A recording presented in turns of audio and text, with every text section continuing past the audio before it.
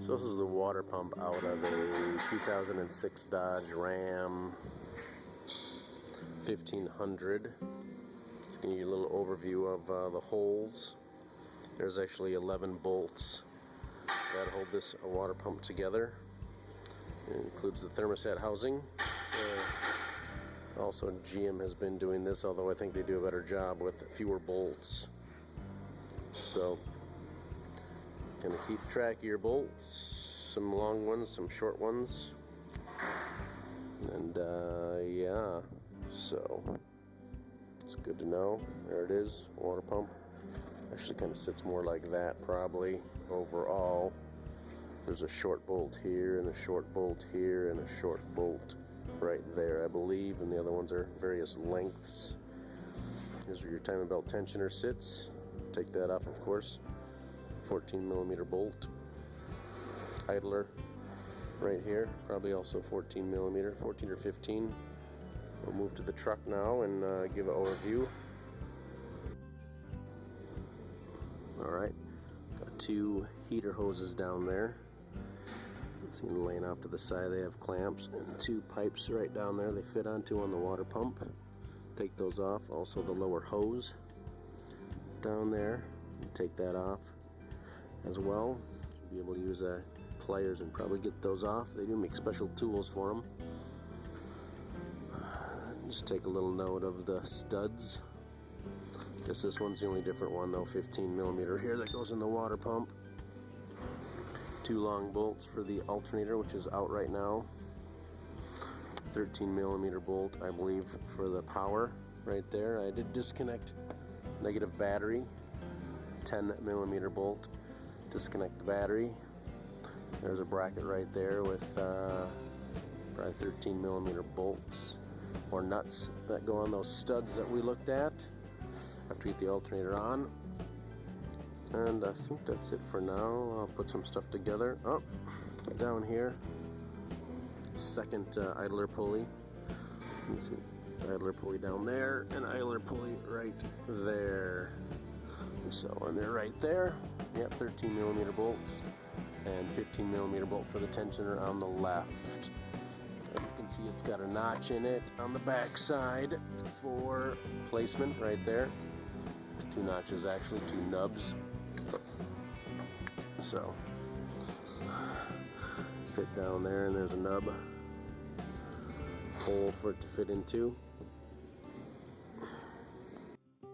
Now, I might recommend you actually replace these kind of spring-loaded clamps with these kind of clamps. You should have 8mm or 5/16, or even a screwdriver to get them. Much easier to install than these. Actually notch some pliers so I can grab these kind of easier and fit in the channel like that, but still can be a pain in the butt sometimes. Here's another option also as well, but I think for this vehicle I'm going to actually just go with the clamps here, the clamp on this one, and also here. Might be a little easier for me and easier for you. So also, if you don't get these clamps, if you look on the hose that it came off of, you'll see it's been indented, and you can see the form on the hose. And if you don't get this right back in the same spot, they can actually leak. Had that happen on more than one occasion. If you don't get them back in the same spot they originally came off, they can leak. So a couple reasons to switch over to those for you out there in the field. These are the two idler pulleys. You may want to give them a spin. See how they sound. I don't know how well you can hear it on the phone camera, but that one's not sounding that great, kind of grindy. Here's the alternator. Alternator is really bad, but something to check while you're doing the water pump and taking stuff off. I'm going to replace probably one of these, if not both. So recommend you check them out as well. So I'm putting this back together, but here's the hose for the thermostat housing over here, and there's actually a blue line you can see somewhere, maybe painted at the factory showing it was done, but Putting it back together, reline this up. We talked about indentations in the hoses. This is back together and pretty well lined up, I believe, on all the old bumps. So we're good here, but the clamp's back there and take it off. You can kind of see it's in an awkward spot, but you can get it off with the pliers like I did. Here's the alternator, 13mm bolt. This one does have a cover. Who knows if you'll still have your cover, but there's a cover there, 13mm bolt. And then there's a tab here. You just push this tab back and it should release, and then you can pull it up. And then we'll push it down, it should snap into place. Comes off, and then you want to put it back on. Snap it into place, click, so we'll tighten this bolt down because we're putting it back together.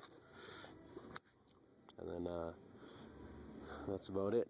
There's some bushings in the alternator. You might want to see about pushing them back towards the back of the end when you put the alternator back on. Make it a little easier to install. Or you could probably will use a pry bar or a large screwdriver to pry this out of its hole, because it's a pretty tight fit after being bolted in place for a while. There's one on each side. Just two 15mm bolts hold this in place.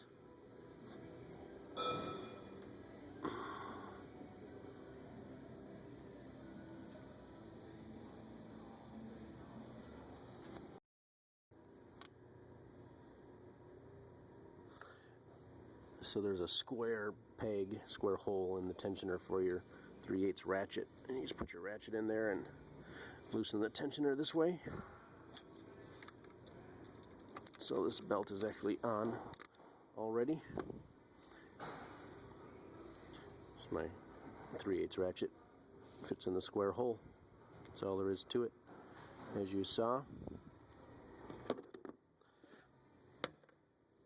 We'll need to put that bracket on right here, or take it off as the case may be right here. Hopefully I can get it off. I just realized the belt there, and then the fan, which you do need special tools for. May or may not be aware. Fairly special tools, I guess. So here's the toolkit that we have for fan blades or water pump and the fans right now. Different sizes, and this is the kind of a big thing, maybe the holding tool.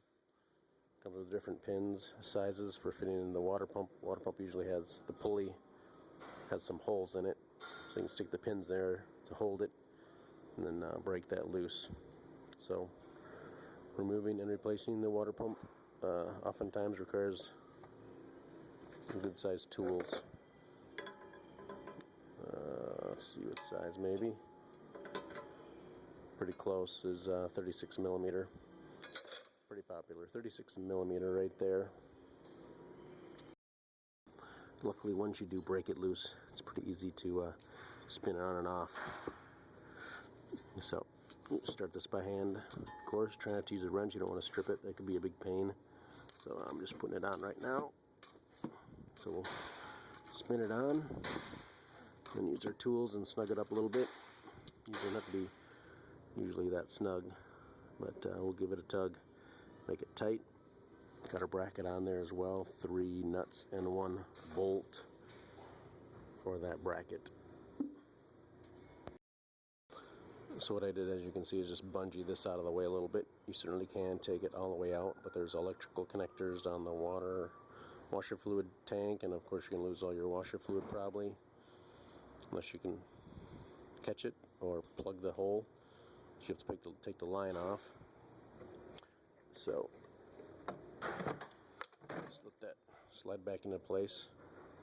There's a slot on the bottom of this that it falls into.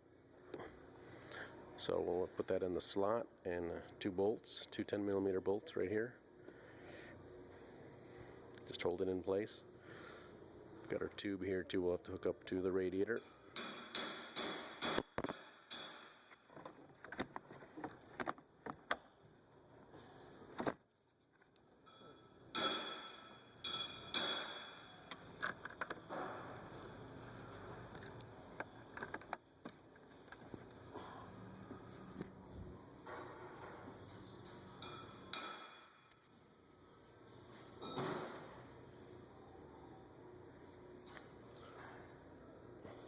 So just like that.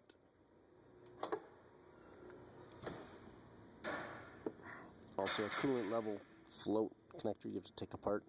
So those two wires down there and the washer fluid hose. Again, if you have a vacuum cap or something, you can probably cap that off and save the fluid. So totally up to you, but I just chose to move it off to the side. And so bolt those on and we'll be done, but that's a good place to start when you're doing your water pump. And 2006 and other model years, 5.7 liter Dodge Ram pickup truck.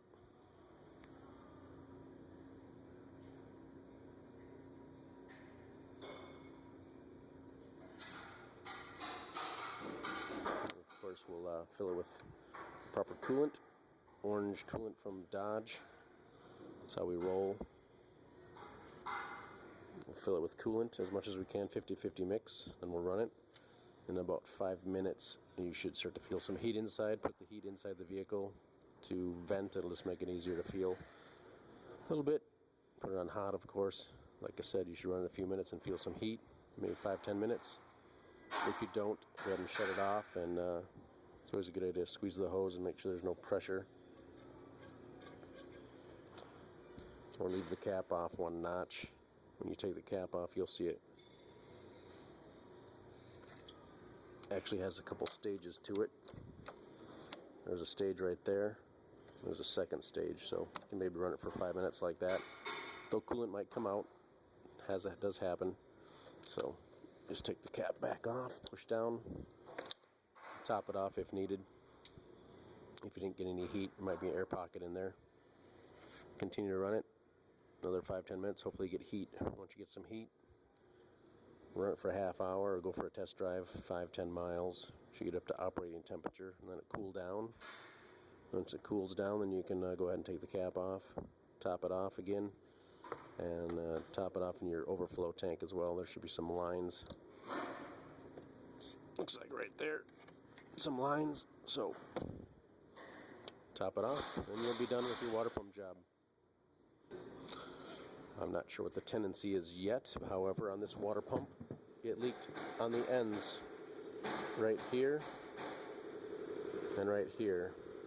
And the gasket distance was not sealing anymore.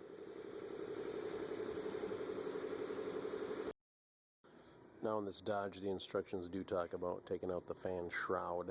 You saw that I did not do that. It's trickier to work around, certainly is an option. More than one way to do things.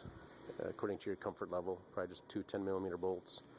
Actually hold the fan shroud on and it slips into some notches, so not too bad of a job. Also the water pump bolts, if you're doing torque stuff, water pump bolts are 18 foot-pounds. And then the other nuts and bolts, like for the idlers, for the alternator, which it did not say to take the alternator off, and you don't have to take the alternator off if you take the fan shroud off, probably. I guess the reason I did the alternator is because it was howling like a banshee, so I took it off. So you can certainly ignore that step. Take the cooling jugs off and take the fan shroud out and give you plenty of room. Anyhow, 21 foot-pounds of torque for the idler pulleys and the black 4-hole bracket in the front. I think that's about everything. Good luck to you.